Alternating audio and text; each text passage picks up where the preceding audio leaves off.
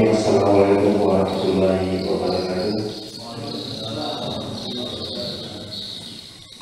Bapak Ibu sekalian yang saya hormati,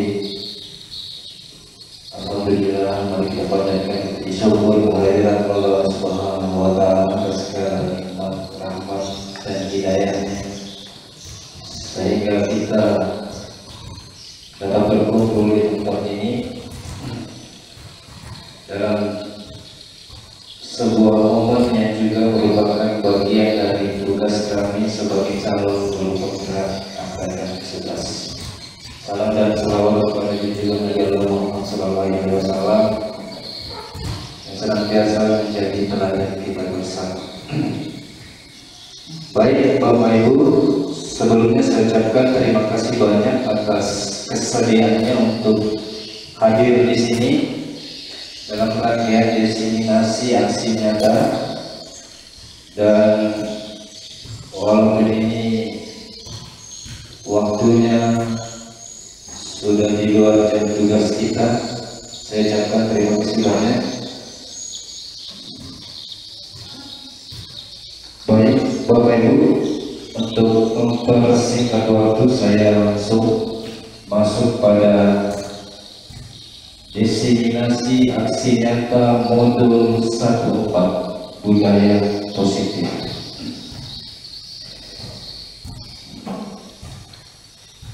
Ada beberapa konsep inti budaya positif yang perlu kita ketahui bersama, yaitu perubahan paradigma positif, kemudian disiplin positif, kemudian nilai-nilai kebajikan, kemudian kebutuhan dasar manusia, motivasi perilaku manusia, dan posisi kontrol guru, keyakinan kelas, dan segitiga restitusi.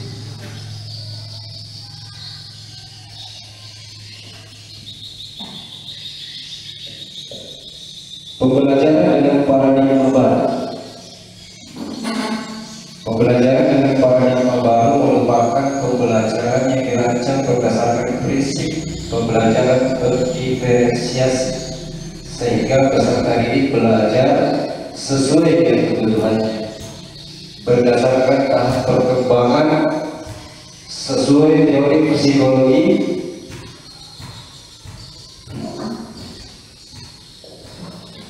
modern untuk mewujudkan profil belajar Pancasila. Profil belajar Pancasila sendiri terdiri atas beriman, bertakwa kepada Tuhan Yang Maha Esa, dan berakhlak mulia. Kemudian berkebinekaan global, bergotong royong, kreatif, bernalar kritis, dan mandiri. Berikutnya, miskonsepsi tentang teori kontrol, ilusi bahwa guru mengontrol murid. Mungkin kadang terbesit dalam pikiran kita bahwa kita mampu mengontrol peserta didik kita. Kemudian ilusi bahwa semua perbuatan positif, efektif, dan bermanfaat. Kemudian ilusi bahwa kritik dan membuat rasa bersalah mampu menguatkan karakter anak. Kemudian ilusi bahwa orang dewasa berhak untuk memaksa.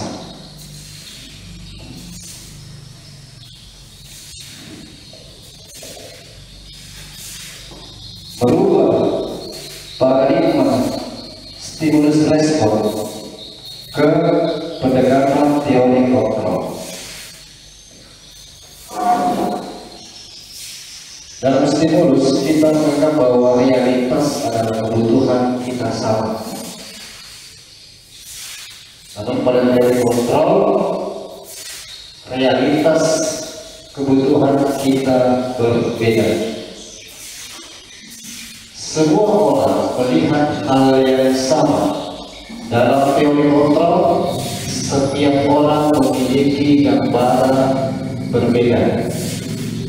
Kita mencoba mengubah orang agar berpandangan sama dengan kita. Dalam teori kontrol, kita berusaha memahami pandangan orang lain tentang dunia. Perilaku buruk dilihat sebagai suatu kesalahan.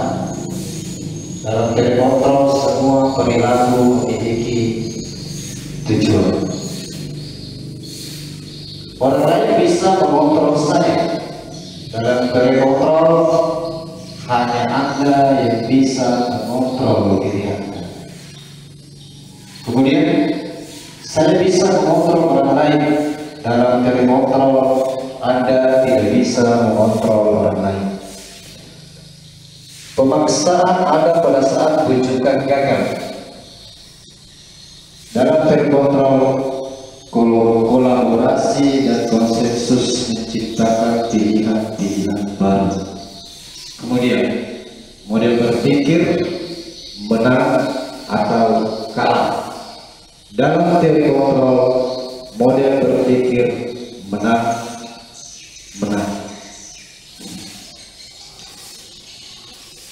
Kita lanjut Bapak Ibu pada disiplin positif.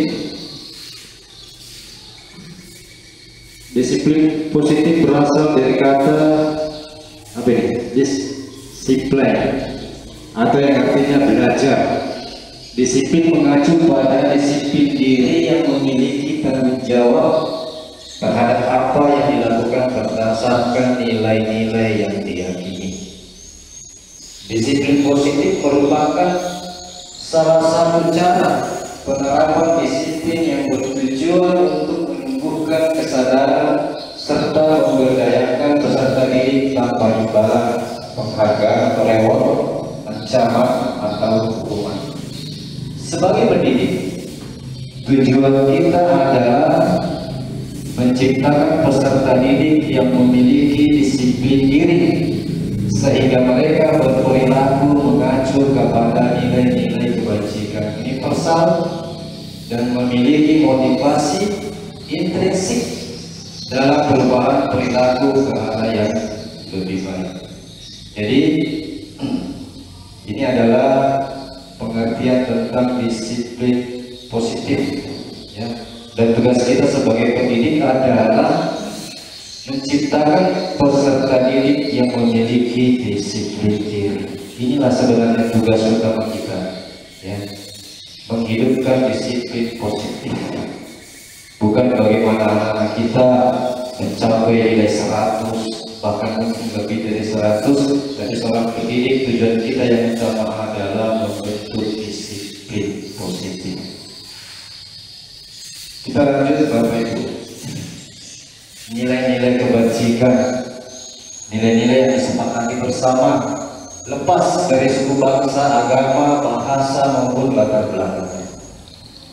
Contoh nilai kebajikan institusi atau organisasi menurut profil pelajar Pancasila: beriman, bertakwa kepada Tuhan Yang Maha Esa, dan berakhlak mulia, berkebinekaan global, gotong royong, mandiri, bernalar kritis dan kreatif. Menurut IDO, toleransi, rasa hormat, integritas mandiri, menghargai, antusias, empati, keingintahuan, kreativitas, kerjasama, percaya diri, dan komitmen. Kemudian menurut 9 pilar karakter: cinta Tuhan dan segenap ciptaannya, kemandirian dan tanggung jawab, kejujuran atau amanah, diplomatis, hormat dan santun, dermawan, suka menolong, dan gotong royong, percaya diri, kreatif dan bekerja keras, kepemimpinan dan keadilan, baik dan rendah hati, toleransi, kedamaian dan kesatuan. Luar biasa, ya. Kebutuhan dasar manusia Kebutuhan manusia adalah segala sesuatu yang dibutuhkan oleh manusia untuk mempertahankan keseimbangan kondisi fisiologis dan psikologis yang bertujuan untuk mempertahankan kehidupan dan kesehatan. Hanya ada dua kebutuhan dasar kita, fisiologis dan psikologis. Kalau fisiologisnya sehat, psikologisnya sehat, berarti tujuan kita sudah tercapai. Dan tidak bisa dipungkiri bahwa terkadang satu di antara keduanya kurang. Mungkin kita lengkap dari sisi psikologisnya, tetapi dari sisi sosiologis belum terpenuhi seutuhnya. Berarti tujuan kita belum tercapai. Begitupun sebaliknya. Kalau kita sederhanakan berarti raga dan jiwa kita semuanya harus mencapai tingkat normal untuk mendapatkan tujuan yang kita inginkan. Ya. Dan saya yakin orang yang patah hati tidak sehat psikologis. Ya. Dan inilah yang banyak menjadi problem kita sebagai manusia, yang banyak terkadang terganggu itu adalah psikologis, jiwa dan perasaan. Baik, Bapak Ibu. 5 kebutuhan dasar manusia: penguasaan, bertahan hidup, kasih sayang dan rasa diterima, kesenangan, dan kebebasan. Inilah 5 kebutuhan dasar kita, ya, menurut Dr. William Glasser, ya. Penguasaan atau rasa berkuasa, rasa bertahan hidup, kasih sayang dan rasa diterima, kesenangan, kebebasan. Dan ini juga kebutuhan peserta didik kita. Tapi jangan salah Bapak Ibu, terkadang untuk memenuhi kebutuhan ini, tindakan-tindakan dan perilaku peserta didik kita justru mengarah ke hal-hal yang negatif. Ya. Terkadang untuk mendapatkan rasa bertahan hidup, mungkin harus mengorbankan orang lain atau merugikan orang lain.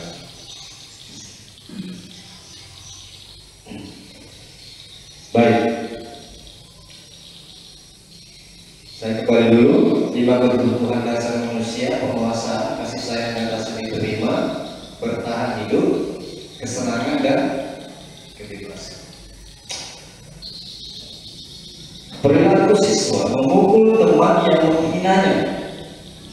Kira-kira kebutuhan apa yang ingin dipenuhi Bapak Ibu? Silakan. Memukul teman yang menghinanya. Kebutuhan apa kira-kira yang peserta didik kita ini dapatkan dengan perilaku itu? Ya. Saya kasih contoh, kebutuhan akan kekuasaan, power. Jadi memukul teman yang menghinanya daripada merasa terjadi, dia ingin menunjukkan bahwa dia juga punya kekuasaan, dia punya power. Dia ingin kebutuhan dasar itu terpenuhi, rasa berkuasa itu terpenuhi. Walaupun seperti yang saya katakan tadi bahwa terkadang harus merugikan orang lain. Jadi pertanyaan yang muncul kemudian, bisakah kekuasaan itu kita penuhi tanpa harus memukul orang lain? Ya, seperti itu. Yang kedua, menyebarkan gosip tentang teman sekelas. Kira-kira kebutuhan apa yang berusaha dipenuhi? Ya, tadi ada bertahan hidup, kemudian kekuasaan, rasa ingin diterima, kemudian apa lagi terakhir? kebebasan. Ya, kira-kira menyebarkan gosip tentang teman sekelas. Ini kebutuhan apa yang berusaha ini?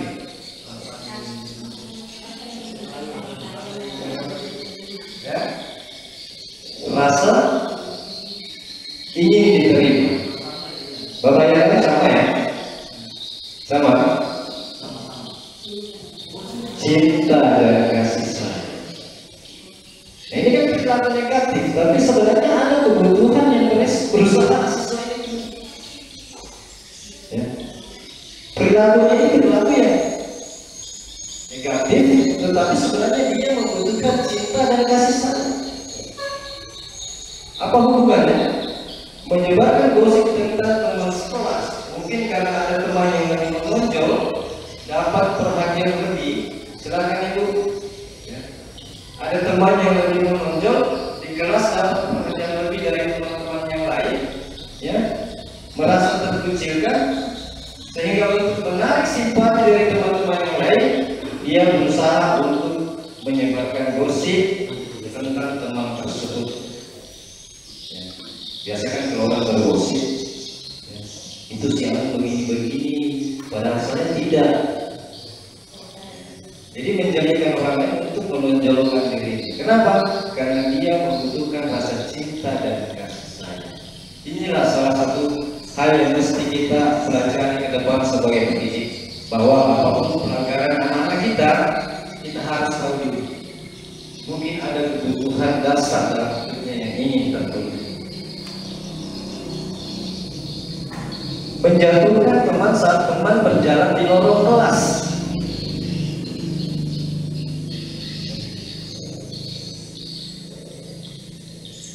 Kita kembali lagi, saya ingatkan dulu 5 kebutuhan dasar tadi. Penguasaan, kasih sayang dan rasa diterima sudah, tinggal bertahan hidup, kesenangan dan kebebasan.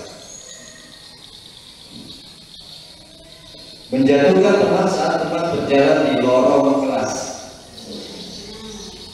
Kesenangan, ada yang lain? Kebebasan, yang lain?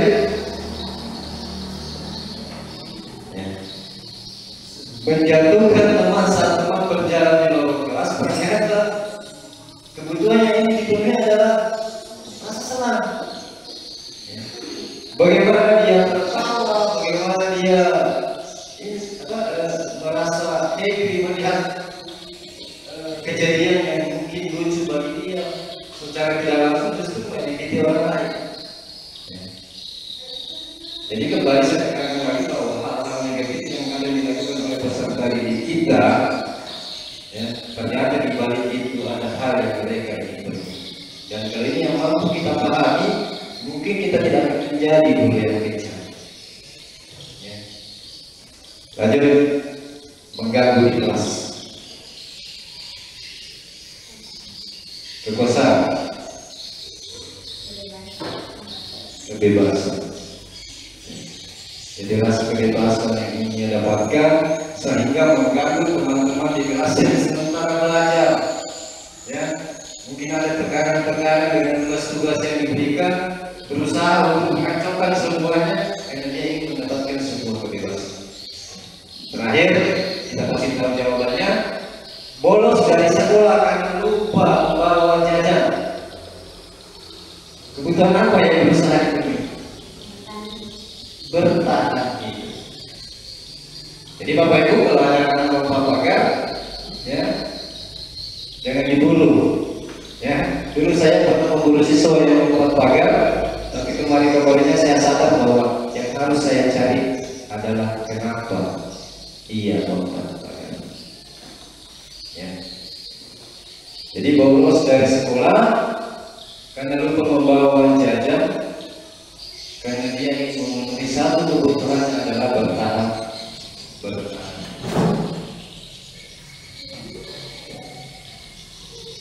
Berikutnya motivasi perilaku manusia. Motivasi perilaku manusia yang pertama untuk menghindari ketidaknyamanan dan hukuman. Ya, ini motivasi kita yang pertama. Kita menghindari ketidaknyamanan dan hukuman. Ya. Jadi sehebat apapun lingkungan kerja kita, ya, setinggi apapun prestasinya, namun ketika kita merasakan ketidaknyamanan, ya, merasakan adanya sebuah hukuman, ya, tentu kita merasa tidak 100% mencintai rutinitas. Kemudian apa yang akan menjadi motivasi kita? Mendapatkan imbalan dan penghargaan dari orang lain. Ya, tidak ada yang tidak senang kalau mendapatkan imbalan. Saya pribadi kalau mendapatkan imbalan dan penghargaan sangat luar biasa. Salah satu motivasi kita. Kemudian untuk menjadi orang yang mereka inginkan dan menghargai diri sendiri dengan nilai-nilai yang mereka percaya. Baik, konsep disiplin ada beberapa, ada 4 Bapak Ibu. Ya. Konsep disiplin dengan identitas gagal ada 2. Ya. Jadi konsep disiplin ini adalah apa? Atau cara mendisiplinkan orang tetapi memiliki identitas gagal. Yang pertama, hukuman. Apa imbas dari hukuman?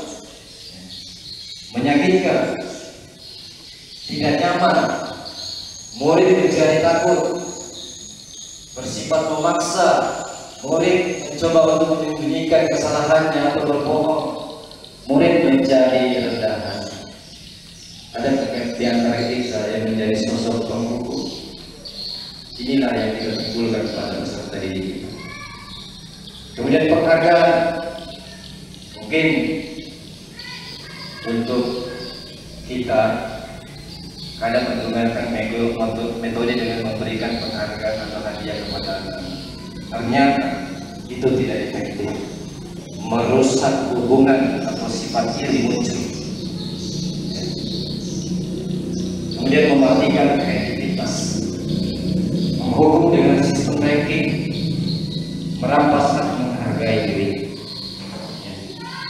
Jadi ketika kita berada dalam suatu komunitas, ya, kemudian ada penghargaan di situ, ya, ada reward, ada rankingan di situ. Tentu yang muncul kemudian adalah rasa bersaing, muncul rasa iri, kepercayaan diri menjadi runtuh. Untuk apa saya berusaha?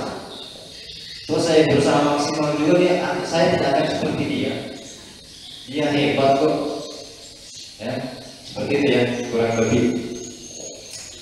Konsep disiplin dengan identitas sukses. Ada 2, konsekuensi dan restitusi. Konsekuensi yang ditimbulkan adalah penguatan jangka pendek. Ya. Penguatan jangka pendek. Kemudian perlu monitoring berkelanjutan. Stimulus, respon, murid menghormati peraturan, kehilangan waktu untuk merenungkan kesalahan. Yang biasa berkaitan dengan konsekuensi, salah satunya di sekolah kita adalah catatan.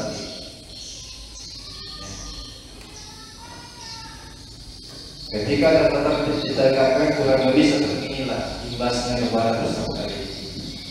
Bersifat jangka pendek, artinya catatan itu atau disiplin anak itu cuma berlaku ketika mereka berada di sekolah ini. Lepas dari sekolah ini, ya, kedisiplinan itu mungkin akan hilang. Kemudian perlu monitoring berkelanjutan. Guru selalu monitoring, mengawasi gerak-gerik anak-anak kita, mencari yang melanggar. Kemudian murid menghormati peraturan, itu pasti. Untuk bisa bertahan tetap di sekolah ini, salah satu langkah yang harus mereka lakukan adalah menghormati peraturan. Restitusi. Murid menjadi bertanggung jawab untuk perilaku. Fokus pada pemecahan masalah jangka panjang.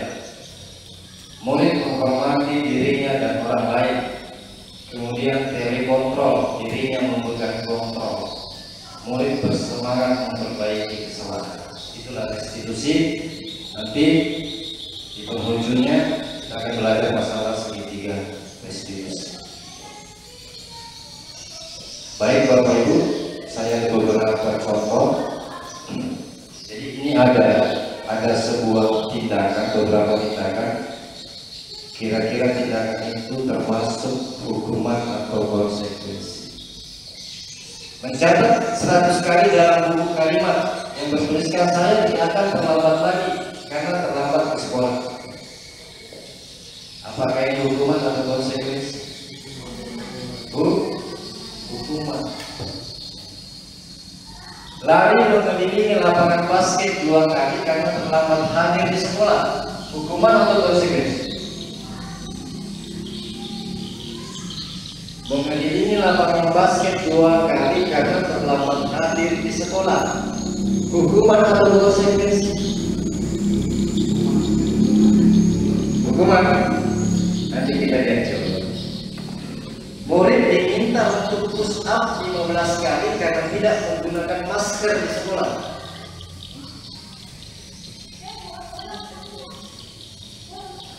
Murid diminta untuk push up 15 kali karena tidak menggunakan masker di sekolah. Hukuman atau konsekuensi?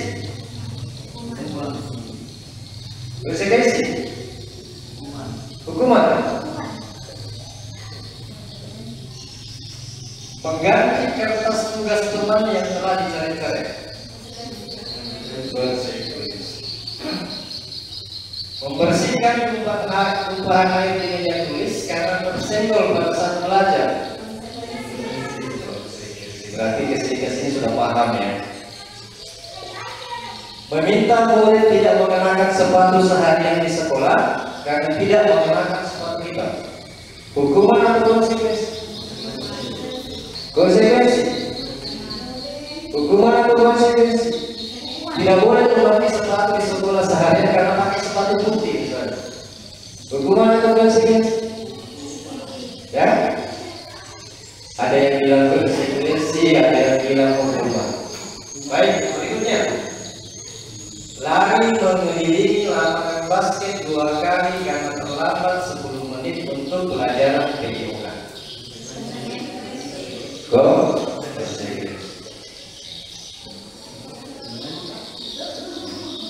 Jadi mencatat 100 kali di dalam buku kalimat, ya, 100 kali di dalam buku kalimat saya tidak akan terlambat lagi karena terlambat ke sekolah itu hukuman. Ya. Itu hukuman. Lari mengelilingi lapangan 2 kali karena terlambat hadir di sekolah itu hukuman, bukan konsekuensi. Ya. Tidak ada hubungan antara pelanggaran dengan perintah berikut. Menggantikan kertas tugas teman yang telah dicoret-coret itu konsekuensi. Artinya, karena dia mencoret-coret buku teman, berarti konsekuensi adalah menggantikan buku tersebut. Membersihkan tumpahan air di meja tulis karena tersenggol pada saat belajar juga konsekuensi. Meminta murid tidak mengenakan sepatu seharian di sekolah itu adalah hukuman. Bapak itu bukan konsekuensi. Ya. Kenapa? Karena imbasnya itu tadi menyakitkan. Jadi hati-hati dalam memberikan hukuman Bapak Ibu kalau Anda mau memberikan hukuman, karena terkadang hukuman itu berimbas kepada mental anak-anak kita bahkan sampai selamanya. Ya. Mungkin di antara kita pernah mengingat masa lalu atau ada kenangan di sekolah yang sulit dilupakan. Ya, seperti yang saya rasakan, saya pernah ditampar oleh guru saya, sementara saya tidak berbuat kesalahan. Sampai hari ini saya masih mengenang guru itu. Ya. Jadi hati-hati ketika memberikan hukuman kepada anak-anak kalau kita ingin menghukum. Lanjut, konsep disiplin pendekatan restitusi. Sebuah cara menanamkan disiplin positif pada murid. Pengertian restitusi, proses menciptakan kondisi bagi murid untuk memperbaiki kesalahan mereka, sehingga mereka bisa kembali pada kelompok mereka dengan karakter yang lebih kuat. Di sebuah proses menciptakan kondisi untuk memperbaiki kesalahan, Ini yang harus kita bawa, memperbaiki kesalahan sehingga mereka bisa kembali pada kelompok mereka. Ciri-ciri restitusi bukan untuk menebus kesalahan, tetapi untuk belajar dari kesalahan. Ya. Bukan untuk menebus kesalahan, tapi belajar dari kesalahan. Kemudian memperbaiki hubungan. Kemudian tawaran, bukan paksaan. Restitusi menuntut untuk melihat ke dalam diri. Restitusi mencari kebutuhan dasar yang mendasari tindakan. Restitusi diri adalah cara yang paling baik. Restitusi fokus pada karakter, bukan tindakan. Restitusi fokus pada solusi. Restitusi mengembalikan murid yang berbuat salah pada kelompok.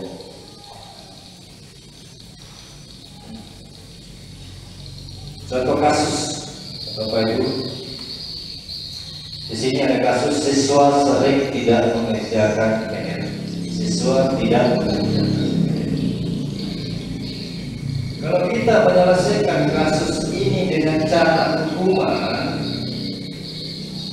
mungkin yang akan kita lakukan yang pertama, guru menghukum siswa tersebut hormat bendera selama 10 menit. Kemudian guru marah dan murid menjadi takut. Ya. Ada yang pernah Bapak Ibu menghukum anak di luar dijemur karena dia mengerjakan PR? Untuk hari ini tidak ada, tapi mungkin tidak pernah melakukannya. Saya pun pernah melakukannya dulu. Kemudian siswa tidak mengerjakan PR, kita coba selesaikan dengan konsekuensi. Ya. Artinya melanggar aturan berarti siap dengan akibat, seperti itu kan? Siap dengan konsekuensi. Jadi kalau kita berbicara konsekuensi berarti ada aturan sebelumnya.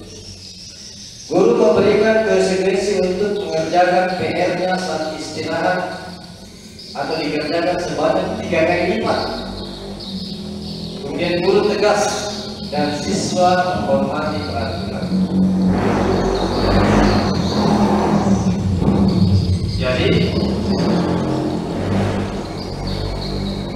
konsekuensi itu lahir dari sebuah aturan dan orang-orang menghormati aturan karena ada konsekuensi. Bukan begitu Bapak Ibu. Kita menghormati aturan karena ada konsekuensi. Jadi kalau kita menyelesaikan masalah dengan konsekuensi, kemungkinan seperti ini yang kita lakukan. Kita mengambil waktu istirahat apa itu? Sekedar untuk menyelesaikan tugas yang tidak selesai.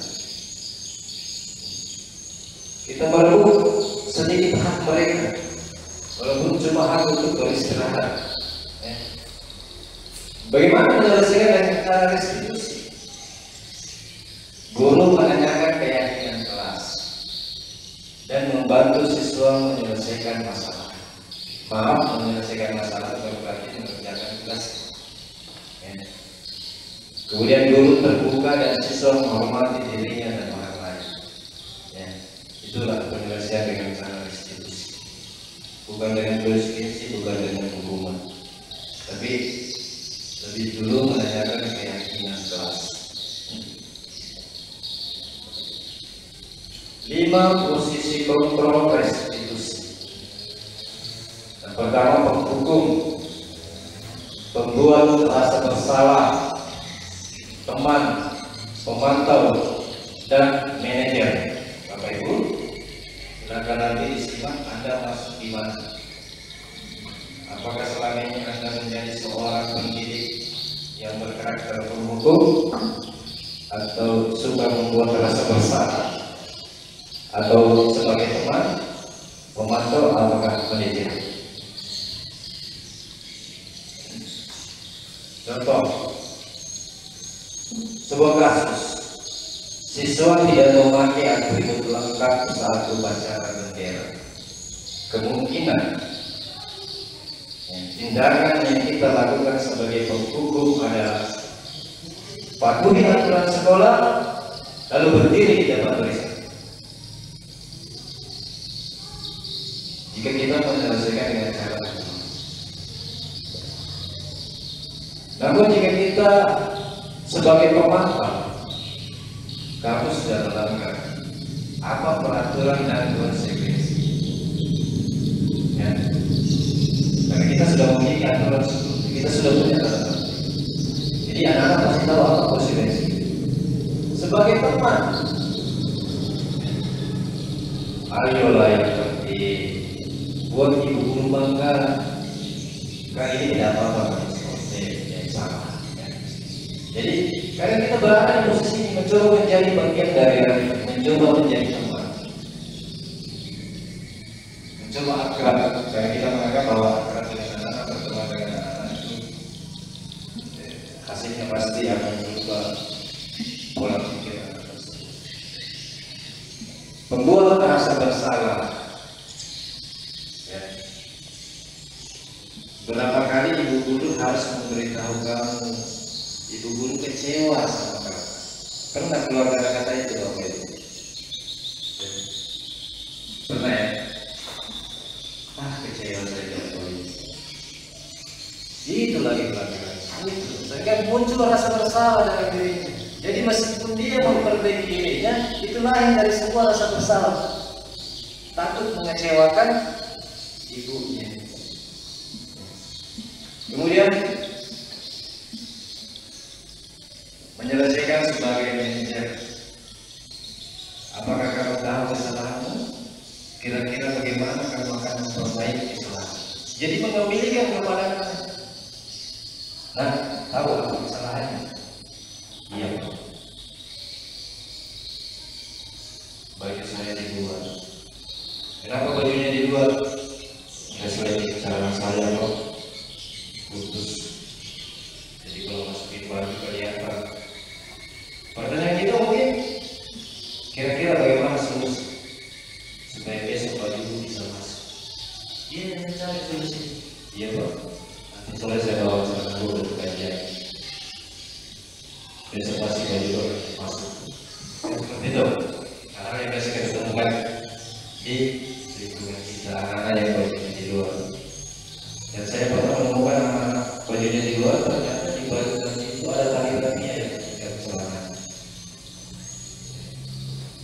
Jadi sebagai pendidik memang kita harus berpikir jernih dalam melihat belakang siswa kita. Kita lanjut yang berikutnya, keyakinan kelas. Mengapa keyakinan kelas bukan peraturan kelas? Mengapa harus keyakinan kelas? Contoh, mengapa kita memiliki peraturan tentang penggunaan hewan pada saat mengendarai kendaraan berbuat? Kenapa bukan keyakinan? Kemudian mengapa kita memiliki peraturan tentang penggunaan masker dan mencuci tangan setiap saat? Kenapa bukan keyakinan? Sehingga apa yang terjadi kemudian? Terkadang orang memakai hewan karena takut dengan Pak Polisi. Tetapi ketika dia bukan sebuah peraturan tapi sebuah keyakinan untuk memakai helm, meskipun tidak ada petugas kepolisian, tetap menggunakan helm karena muncul dari sebuah keyakinan bahwa helm itu merupakan bagian dari keselamatan, melindungi kepala kita dari sebuah bentuk.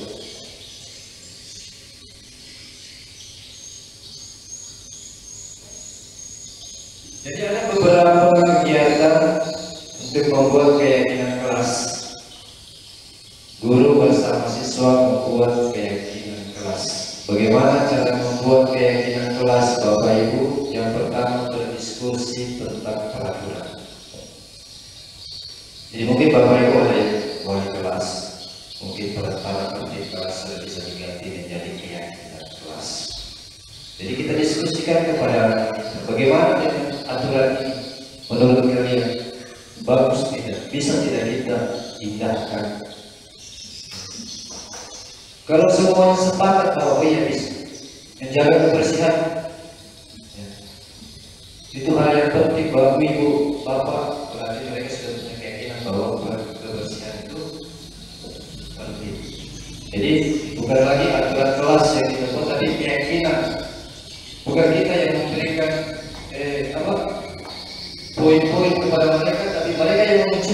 tipenya. Misalnya menyapu, mereka yang muncul kan, kelompok kerja mereka yang muncul kan, bukan? Sehingga muncullah sebuah keyakinan. Kemudian menyusun peraturan menjadi keyakinan. Seperti yang katakan tadi bahwa peraturan itu kita bahas dan kita ubah menjadi sebuah keyakinan. Dan jangan lupa menempelkan keyakinan di kelas. Ya. Yang disebut dengan keyakinan kelas. Bagaimana cara membentuk keyakinan kelas?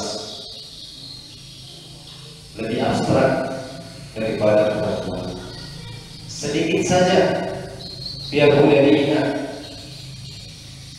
berupa pernyataan universal, kemudian dapat diterapkan di kelas. Bersedia meninjau kembali keyakinan kelas dari waktu ke waktu, kemudian dibuat dalam bentuk positif, dan semua warga kelas hendaknya ikut berkontribusi dalam pembuatan keyakinan kelas. Jadi untuk membuat sebuah keyakinan seperti ini, Bapak Ibu, bukan cuma keyakinan kelas, ya, bisa menjadi keyakinan mata pelajaran. Jadi misalnya saya guru mata pelajaran, ketika saya masuk di kelas itu, saya punya keyakinan sendiri dengan anak-anak terkait dengan mata pelajaran. Terakhir, kalau tidak salah, segitiga restitusi. Jadi dalam segitiga restitusi itu, yang pertama, menstabilkan identitas, kemudian validasi tindakan yang salah, kemudian menanyakan keyakinan. Jadi ada 3 restitusi, segitiga restitusi, yaitu kita semua akan melakukan hal yang terbaik yang bisa kita lakukan untuk menstabilkan identitas. Kemudian semua perilaku memiliki alasan, itu untuk memvalidasi tindakan yang salah.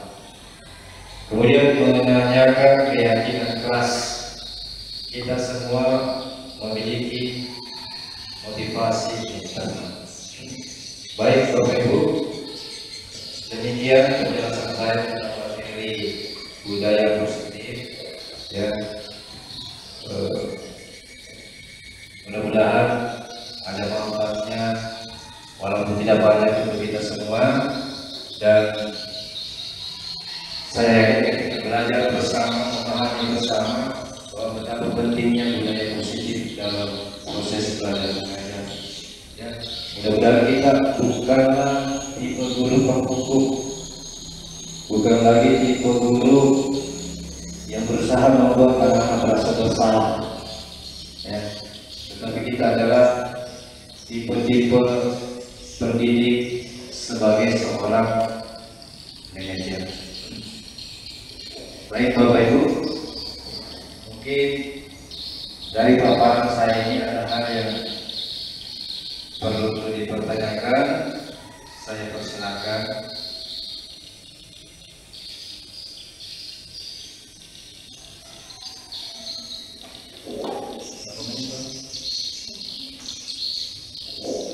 Baik Ibu Elsa.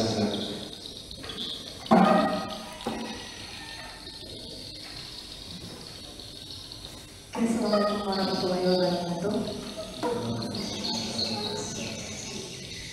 Materinya cukup singkat, padat, tapi jelas dan sangat menarik. Oke, yang saya tanyakan, apa tujuan dari segitiga restitusi itu sendiri? Terima kasih. Baik, terima kasih banyak Bu. Ini saya.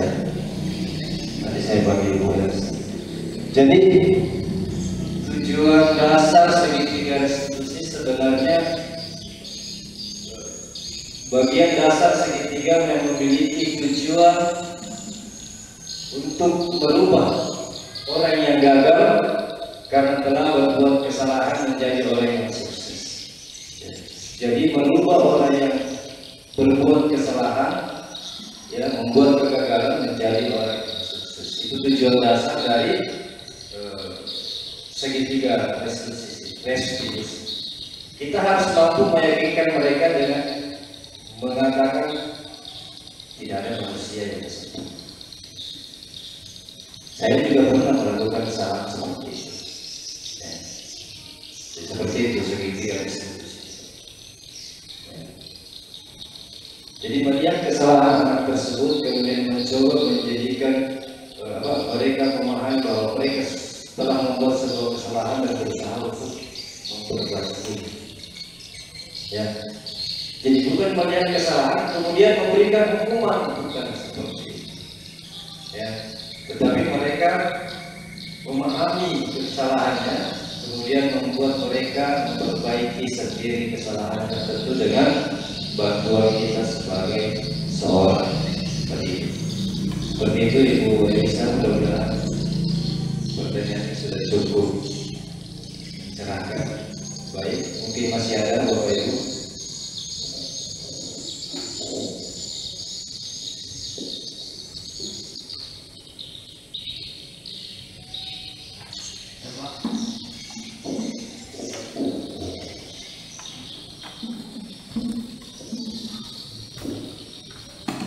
Assalamualaikum warahmatullahi wabarakatuh.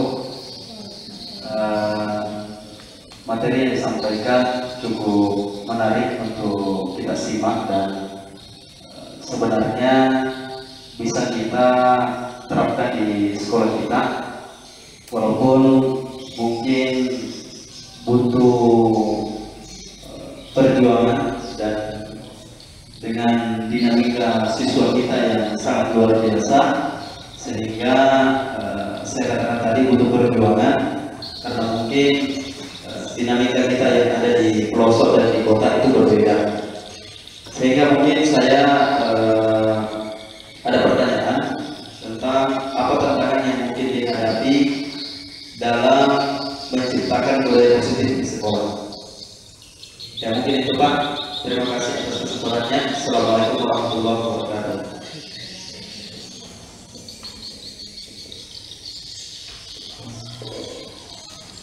Baik, terima kasih Pak Wahab atas pertanyaannya. Jadi budaya positif, menciptakan budaya positif di sekolah itu tentu memiliki tantangan. Jadi menciptakan budaya positif di sekolah itu tidak selalu mudah dan dapat menghadapi berbagai tantangan.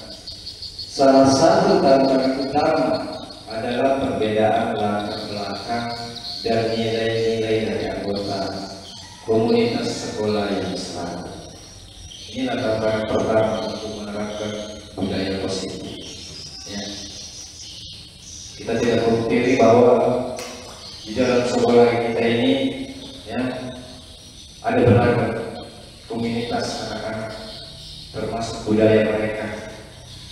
Berbeda suku, berbeda agama, berbeda tempat tinggal, budaya yang hidup di pesisir pantai dengan budaya yang hidup di pegunungan tentu beda. Inilah salah satu tantangan untuk menciptakan budaya positif. Selain itu, perubahan budaya memerlukan waktu dan komitmen yang konsisten dari seluruh pihak, yang bisa jadi sulit di tengah-tengah tekanan akademik dan administratif. Ya. Jadi sulitnya, salah satu kesulitannya adalah adanya tekanan akademik dan administratif. Inilah yang kadang membatasi ruang gerak kita untuk bagaimana leluasa menciptakan budaya positif. Ya, terkadang kita diikat oleh hal-hal administratif. Ya, mungkin seharusnya waktu kita di kelas lebih banyak memberikan hal-hal positif terkait perilaku, tapi kita dibatasi oleh kurikulum, ya, perangkat pembelajaran. Ya, sebelum kita buat, kita sudah cantumkan waktunya sekian menit. Itulah salah satu tantangan. Kemudian terkait akademik, itu juga bagian dari tantangan dalam menciptakan budaya positif. Tapi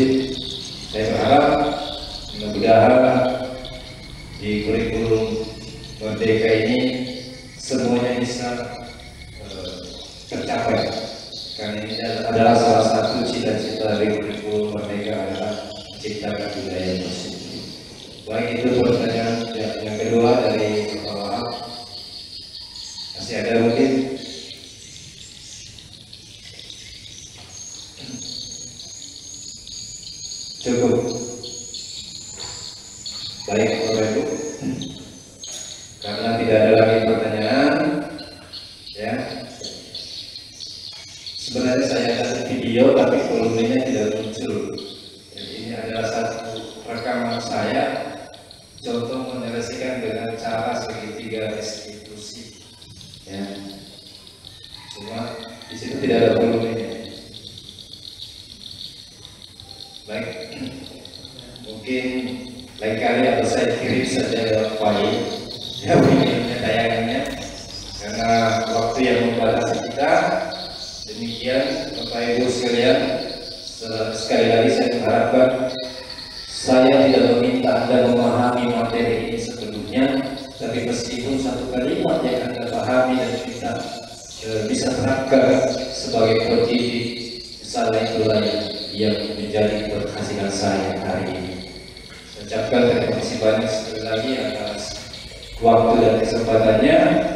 Saya akhiri destinasi aksi nyata budaya positif dengan mengucapkan alhamdulillahirabbil alamin. Assalamualaikum warahmatullahi wabarakatuh.